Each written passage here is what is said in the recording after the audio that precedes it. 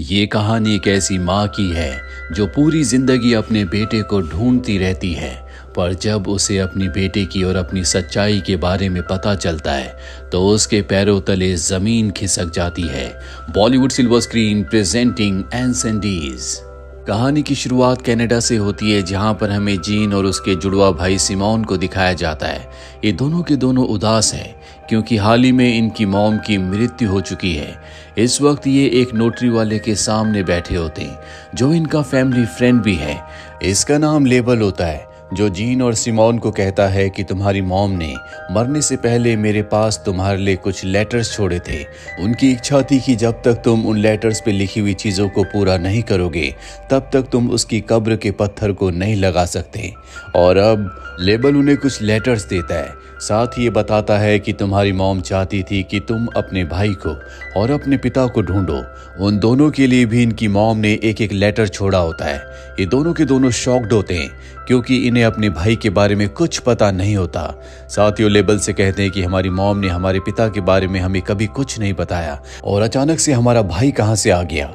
Simone इन बातों से frustrate होकर वहां से चला जाता है, पर अब उसकी बहन जीन तय कर लेती है कि वो किसी भी हाल में अपनी मॉम की आखिरी इच्छा को पूरा करने की कोशिश करेगी। वो अपने भाई सिमोन को समझाने की कोशिश करती है, पर सिमोन उसकी बात नहीं मानता। जिसके बाद जीन अपने घर आकर अपनी मॉम के सामान को चेक करती है ताकि उसे अपने भाई और पिता के बारे में कुछ सुराग मिल सके, पर उसे कोई सुराग नहीं मिलता। बस उसे अपनी मॉम की जवानी की एक फोटो मिलती है। कहानी फ्लैशबैक में जाती है जहां पर हमें जीन की मॉम को दिखाया जाता है जो कि स्विमिंग पूल में थी, और तभी अचानक से वो पूरी तरह से शांत हो गई, जिसके बाद वो कभी नहीं बोली। डॉक्टर ने बताया कि उन्हें गहरा सदमा लगा है। जल्दी जीन की मॉम की मृत्यु हो गई। उन्हें किस बात का सदमा लगा कभी किसी को कुछ पता नहीं चला। कहानी यहाँ से और भी अतीत में जाती है। ये उस वक्त की बात है जब जीन की मॉम नेवेल अरब में रहा करती थी। वो वहां पर एक लड़के से प्यार करती थी। उसे पता था कि उसके घर वाले कभी शादी के लिए नहीं मानेंगे, इसीलिए वो उस लड़के के साथ जब घर से भाग रही होती है तो जीन की मॉम नेवेल के भाई उन्हें देख लेते हैं। वो उस लड़के को मार देते हैं। वो नेवेल को भी मारना चाहते थे, लेकिन उसकी ग्रैंड मदर आकर उसे बचा लेती है। वो अकेले में ले जाकर उसे समझाने की कोशिश करती है। नेवेल कहती है कि मैं उसके बच्चे की माँ बनने वाली हूँ, मैं प्रेग्नेंट हूँ, इसीलिए मैं उसके साथ घर छोड़कर भाग रही थी। ये सुनकर उसकी ग्रैंड मदर परेशान हो जाती है। इसके बाद उसकी ग्रैंड मदर कहती है कि तुम्हें अबॉर्शन करवा लेना चाहिए, पर नेवेल इसके लिए नहीं मानती। वो कहती है कि मैं इस बच्चे को जन्म देना चाहती हूँ, ये मेरे प्यार की निशानी है। उसकी ग्रैंड मदर कहती है कि ठीक है, इस बच्चे को जन्म देने के बाद तुम हमेशा के लिए अपने अंकल के घर शहर चली जाना। नेवेल उनकी बात मान जाती है। जल्दी वो एक लड़के को जन्म देती है। जन्म के तुरंत बाद ही उसकी ग्रैंड मदर उसके पैर पर 3 काले डॉट्स के निशान लगा देती है और कहती है कि ये तुम्हारे बेटे की निशानी है। इन निशानों से तुम अपने बेटे को पहचान सकती हो, पर जैसा कि तुमने वादा किया था, अब तुम्हें शहर अपने अंकल के घर अपनी एजुकेशन को पूरा करने के लिए जाना होगा। तुम्हें अपने पैरों पर खड़ा होना होगा। नेवेल शहर चली जाती है, जहां पर वो एक यूनिवर्सिटी में एडमिशन ले लेती है। इसी दौरान उसकी ग्रैंड मदर उसके बेटे को एक अनाथ आश्रम में छोड़ आती है क्योंकि वो उसे अपने घर पर नहीं रख सकती। कहानी प्रेजेंट में आती है, जहां में जीन को दिखाया जाता है जो उसी यूनिवर्सिटी में पहुंच जाती है जहां आज से कई साल पहले उसकी मॉम नेवेल पढ़ा करती थी। वहां पर जाकर वो अपनी मॉम की उसी फोटो को दिखाती है जो कि उसकी जवानी की फोटो है, और अपनी मॉम के बारे में पूछती है, पर यह आज से 35 साल पुरानी बात है, इसीलिए उसकी मॉम को कोई नहीं पहचानता। वहां पर जो रिसेप्शनिस्ट होती है वो कहती है कि यहाँ पर एक बहुत पुराने एम्प्लॉय हैं, शायद वो इन्हें जानते हों। इसके बाद जीन उनसे मिलने के लिए जाती है, अपनी मॉम की फोटो दिखाती है। वो कहते हैं कि शायद मैं इन्हें जानता हूँ, ये एक अखबार के लिए काम किया करती थी, और जहाँ पर ये फोटो ली गई है वो एक जेल है जिसका नाम कफार रियात है। और अब जीन को पता है कि उसे कहां पर जाना है। कहानी एक बार फिर से अतीत में जाती है, जहां में नेवेल को दिखाया जाता है जब वो कॉलेज में पढ़ रही थी तभी सिविल वॉर शुरू हो गया जो कि मुस्लिम्स और क्रिश्चियंस के बीच में था। दरअसल यहाँ पर सरकार से लोगों को बहुत ज्यादा शिकायत थी, साथ ही जातिवाद भी बहुत ज्यादा फैल चुका था। इसीलिए नेवेल को अपने घर वापस आना पड़ता है। अब वो अपने बेटे को ढूंढना चाहती है, इसीलिए अपनी जान पर खेलकर खतरों का सामना करते हुए वो उस अनाथ आश्रम में पहुंच जाती है जहां पर उसके बेटे को उसकी ग्रैंड मदर ने छोड़ दिया था। पर यहाँ पर आकर उसे पता चलता है कि ये अनाथ आश्रम कई साल पहले बंद हो चुका है। यहाँ पर जितने भी बच्चे थे उनमें से कई सारे बच्चों को मुस्लिम मिलिटेंट्स ने मार दिया, और जो बाकी बच्चे थे उन्हें मुस्लिम मिलिटेंट्स के जो लीडर थे वो अपने साथ ले गए ताकि उन्हें इस्लामिक सोल्जर बनाया जा सके। ये सच्चाई जानने के बाद नवेल पूरी तरह से टूट जाती है।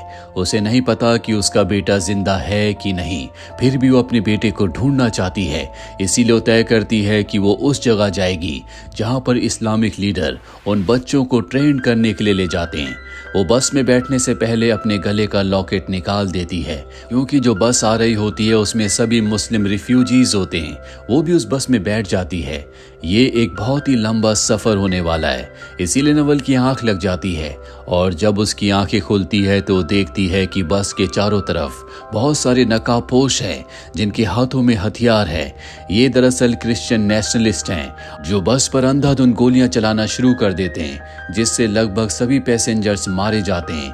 नेविल, एक लेडी और उसकी बेटी, ये तीन ही लोग उस बस में बसते हैं। ये तीनों के तीनों बस के अंदर छुपे होते हैं और तभी एक आदमी बस के ऊपर चढ़ जाता है जो बस को आग लगाना चाहता है। नेविल को ये बात पता चल जाती है। वो बस से बाहर आकर उन सबको कहती है कि मैं भी एक क्रिश्चियन हूँ। वो उन्हें अपना लॉकेट दिखाती है। उसके साथ जो लेडी होती है वो उसकी बेटी को अपने पास रख लेती है और कहती है कि ये मेरी बच्ची है। जिसके बाद वो लोग उसे नहीं मारते और उसकी मॉम को मारकर वो बस में आग लगा देते हैं। और जब वो बच्ची देखती है कि बस में आग लग रही है तो वो अपनी मॉम को बचाने के लिए भागते हैं, जिसके बाद उस बच्ची को भी मार दिया जाता है। नेविल ये पूरा का पूरा नजारा अपनी आंखों से देखती है। इंसानियत के ऊपर से उसका विश्वास पूरी तरह से उठ चुका है। कहानी वापस प्रेजेंट में आती है जहां पर हमें जीन को दिखाया जाता है जो अपनी मॉम के गांव आई है और यहाँ पर रहने वाले लोग सिर्फ अरेबिक बोलते हैं, उन्हें इंग्लिश नहीं आती, इसीलिए जीन उनसे बात नहीं कर पाती। पर यहाँ पर एक ऐसी लड़की होती है जिसे अरेबिक और इंग्लिश दोनों आती है, जिससे बात करके यहाँ पर सबको पता चल जाता है कि ये नेविल की बेटी है। वो लोग कहते हैं कि अगर तुम नेविल की बेटी हो तो तुम्हें यहाँ पर नहीं आना चाहिए था। जीन कहती है कि मैं अपने पिता को ढूंढ रही हूँ। वो कहते हैं कि हमें तुम्हारे पिता के बारे में कुछ नहीं पता, इसीलिए जीन को वहां से जाना पड़ता है। कहानी एक बार फिर से फ्लैशबैक में जाती है जहां पर हमें नेविल को दिखाया जाता है जो उस हादसे के बाद पूरी तरह से टूट चुकी है। वो तय कर लेती है कि वो क्रिश्चियन एक्टिविस्ट के उस लीडर से बदला लेगी जिसने उस बस में आग लगवाई थी, जिसने सबको मारा था। इसीलिए वो मुस्लिम मिलिटेंट्स के ग्रुप को ज्वाइन कर लेती है और उसी क्रिश्चियन लीडर के घर पर वो ट्यूटर के तौर पर काम करना शुरू कर देती है। जल्दी सब उस पर विश्वास करना शुरू कर देते हैं और एक दिन जब वो लीडर बाहर बैठा होता है तो वहां पर जाकर नेविल उसे गोली मार देती है, जिसके बाद उसे कफार रियाद जेल में भेज दिया जाता है। ये वही जेल है जहां पर उसकी फोटो खींची गई थी जो अब उसकी बेटी जीन के पास है। कहानी प्रेजेंट में आती है। जीन भी इस जेल तक पहुंच जाती है जहां पर वो अपनी मॉम की फोटो दिखाकर उनके बारे में पूछने की कोशिश करती है, पर उसे वहां पर काम करने वाला आदमी नहीं पहचानता। इसके बाद वो यहाँ पर एक दूसरे आदमी से मिलती है जो कि कई सालों से इस जेल में काम कर रहा था और अब वो उसे अपनी मॉम की फोटो दिखाती है। वो कहता है कि मैं इन्हें जानता हूँ, कई साल पहले इन्हें इस जेल में लाया गया था। ये हमेशा गाना गाया करती थी। मैंने अपनी पूरी जिंदगी में इनसे मजबूत औरत कभी नहीं देखी। इन्हें तोड़ने के लिए, इन्हें टॉर्चर करने के लिए अबू तारिक नाम का एक आदमी इनके साथ जबरदस्ती किया करता था। जिसके बाद नवल प्रेग्नेंट हो गई। हालांकि वो उन बच्चों को जन्म नहीं देना चाहती थी, लेकिन उसने 2 जुड़वा बच्चों को जन्म दिया। ये सारी बातें सुनकर जीन पूरी तरह से टूट जाती है। वो आदमी जीन को उस नर्स का एड्रेस भी देता है जिसने नेविल की डिलीवरी की थी और अब जीन अपने भाई को कॉल करके यहाँ पर बुला लेती है। वो अपनी मॉम की पूरी कहानी उसे बताती है, जिसके बाद ये दोनों के दोनों उस नर्स से मिलने के लिए जाते हैं जो इन्हें बताती है कि मैंने ही तुम्हारी मॉम की डिलीवरी करवाई थी। मुझे यकीन नहीं होता कि तुम दोनों मेरे सामने हो। तुम्हारे पिता का नाम अबू तारिक है। ये जानकर ये दोनों के दोनों बहुत गहरे सदमे में आ जाते हैं क्योंकि वो एक बुरा इंसान होता है, पर अब इनके सामने सबसे बड़ा सवाल ये होता है कि इनका भाई कौन है। इसीलिए दोनों उसके बारे में इन्वेस्टिगेशन करना शुरू कर देते हैं। इन्हें पता चलता है कि जब उसे अनाथ आश्रम में लाया गया था तो उसका नाम निहाद रखा गया था, जिसके बाद उसे मिलिटेंट ग्रुप वाले अपने साथ ले गए। उसे एक सोल्जर बनाया गया। इसके बाद उसका क्या हुआ किसी को कुछ पता नहीं चला। ये अबू तारिक के बारे में भी पूछते हैं। वो बताते हैं कि इस तरह के लोग अक्सर अपना नाम बदल लेते हैं या विदेश भाग जाते हैं। इसीलिए अबू तारिक के बारे में भी इन्हें कोई इन्फॉर्मेशन नहीं मिलती, जो कि इनके बायोलॉजिकल पिता है, जिसने इनकी मॉम के साथ जबरदस्ती की थी। लेकिन अब ये किसी भी कीमत पर अपने भाई को ढूंढना चाहते हैं। ये बहुत कोशिश करते हैं, लेकिन इन्हें अपने भाई के बारे में कुछ पता नहीं चलता। कहानी एक बार फिर से फ्लैशबैक में जाती है, जहां पर नेविल को दिखाया जाता है जिसे जेल से रिहा कर दिया जाता है। उसके पास मुस्लिम ग्रुप का लीडर आता है, जिनके लिए उसने क्रिश्चियन एक्टिविस्ट लीडर को मारा था।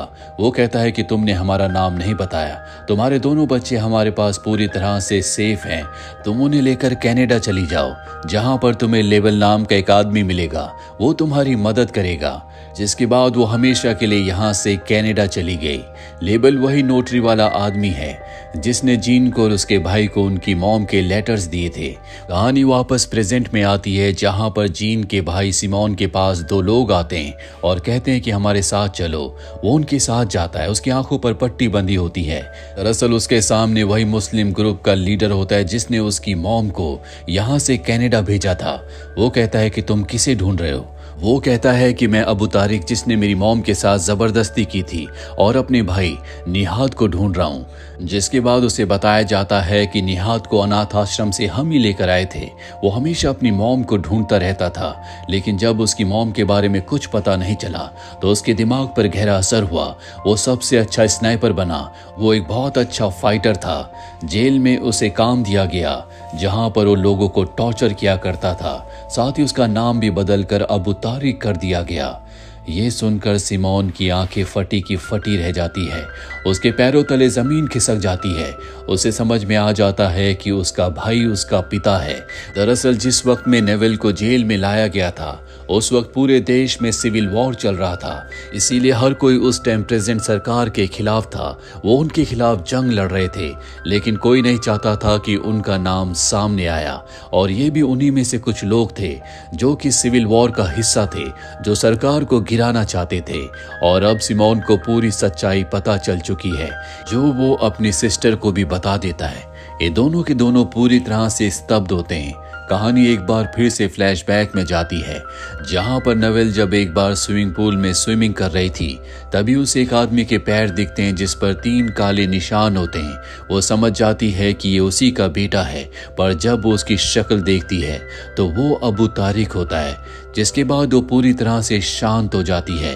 उसके दिमाग पर गहरी चोट लगती है, क्योंकि उसे समझ में आ जाता है कि उसके दोनों बच्चों का पिता उसी का बेटा है, और इसी सदमे की वजह से उसकी मृत्यु हो गई थी।